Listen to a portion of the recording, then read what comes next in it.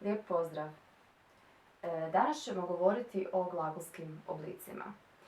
Prije toga potrebno je definirati glagole kao vrstu riječi. Glagoli su promjenjiva vrsta riječi kojom se izriče radnja, stanje ili zbivanje. Dakle, glagolske oblike dijelimo na glagolska vremena i na glagolske načine.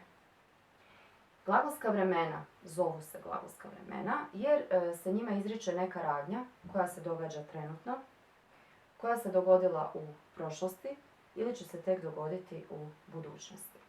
Prema tome ih dijelimo na present, to je sadašnje glagolsko vrijeme, perfect, pluskvamperfekt, aorist i imperfekt, to su prošla glagolska vremena, te na futur prvi i futur drugi, to su buduća glagolska vremena.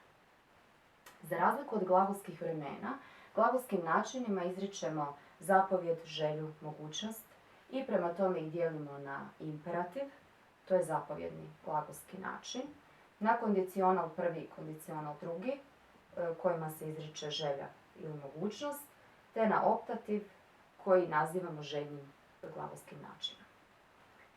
Ponovit ćemo.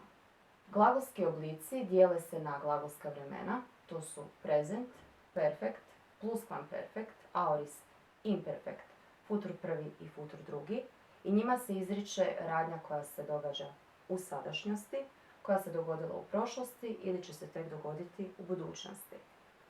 S druge strane imamo glagolske načine, to su imperativ, kondicional prvi, kondicional drugi i optativ i njima se izriče zapovjed, želja, mogućnost. Detaljnije o svakom od navedenih glagolskih oblika govorimo u sljedećim videima.